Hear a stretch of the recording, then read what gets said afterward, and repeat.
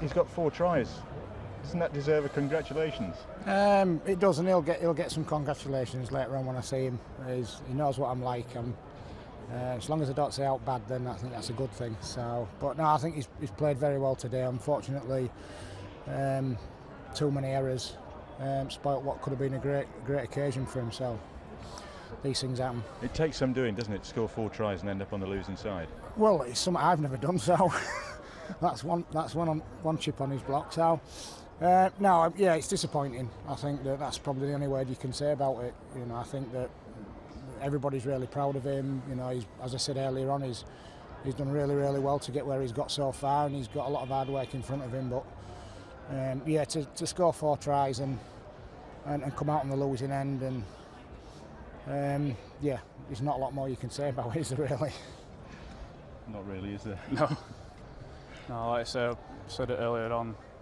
You know, we took his foot off the gas at times, and you know, the biggest word you could put across is that we went soft at times, and Cass took advantage of that. And especially down here, you know, you can't afford to let them get the backs up, and because they'll punish you. The amount of possession where you give them, they'll punish you, and they did.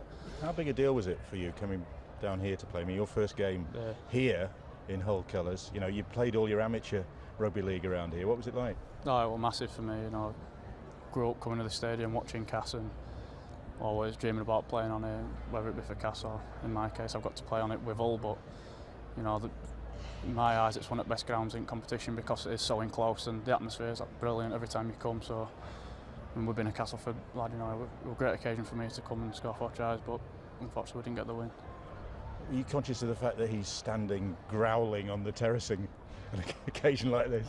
Oh, it's all right. When I was younger, I had him stood on touchline growling at me, so I've kind of got used to that. So glowering as well. Yeah.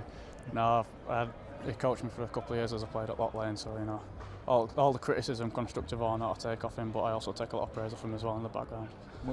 Has there been criticism, constructive? There's always been constructive criticism off him. You know, all my career, you know, I don't think you paid any attention to it.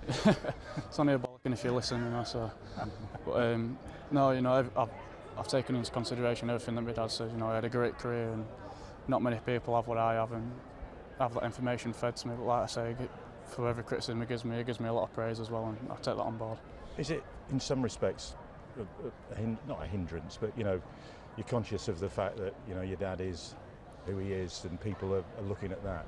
I've had to cope with that all my career and all my life. You know, I started at 6 and it even started then. You know, that's just something I've had to grow up with, and that's something I've had to bear on my shoulders.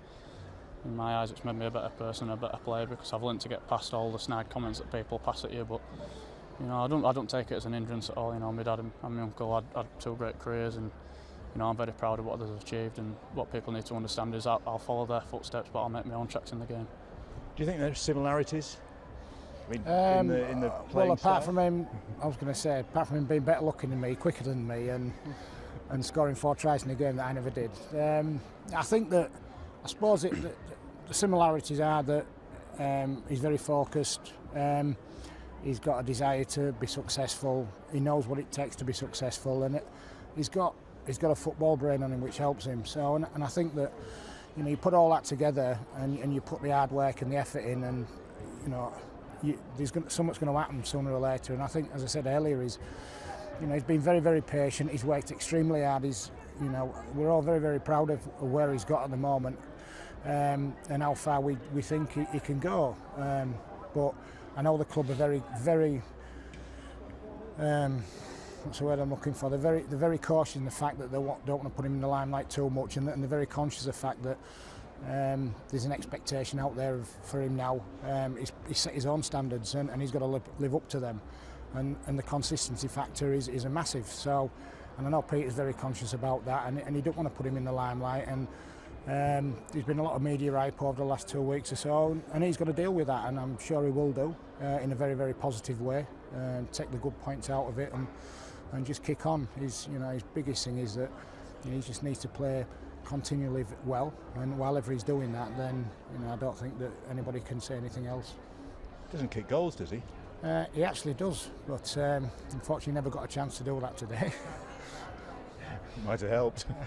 Well, I don't know. I mean, at the end of the day, I think you have a goal kicker that you stick to, and obviously Daniel thought that he was capable of kicking the goals, and it, the last thing you want to do is upset somebody's confidence, and you know, with a confidence, kicking's all about confidence, and if you feel that you strike the ball well and you've got a chance, then you'll continue to do it. What you don't want is to be hiked off with a big stick in front of how many thousand people were here. So he obviously felt that he could put the ball over it. Unfortunately, it just didn't happen for him today. You know, on another day, he probably kicked 6 out of 6, and you know, everybody's happy. So that's what kicking's about. You've got to take the rough with the smooth. It's a thankless task, because when they go over, everybody pats you on the back, and when they don't go over, you're the worst enemy. So you know, that's just something you've got to live with. Just got to ask you this. I mean, there was a try you scored. I think it was against Salford. It's been going on about this for weeks now. Well, I said that was a great try. He said, "Go on, what's your response?"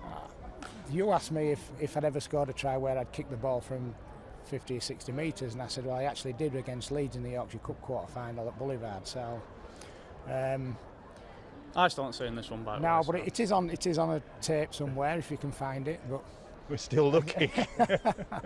But no, I mean, you know, people are always going to talk about, you know, similarities in people's games. I think that I've gone on record, time after time, saying that Ben's very confident he'll make his own way in the game, and he'll make his own, like he said, he'll make his own footsteps, and he's out there to make a name for himself, and it's great that he's been successful at the moment. I'm really, really proud of how hard he's worked to get where he's got to at the moment, and I'm sure that if he continues to work, he'll go for bigger and better things, and you know, and he'll make a name for himself, and you know, ultimately people will talk about Ben Crooks as being the player that he is, and not Ben Crooks, who's Lee Crooks' dad or Steve Norton's nephew. So, and ultimately that's what he wants to do, and that's what he will do. So. Fair enough, isn't it? Yeah.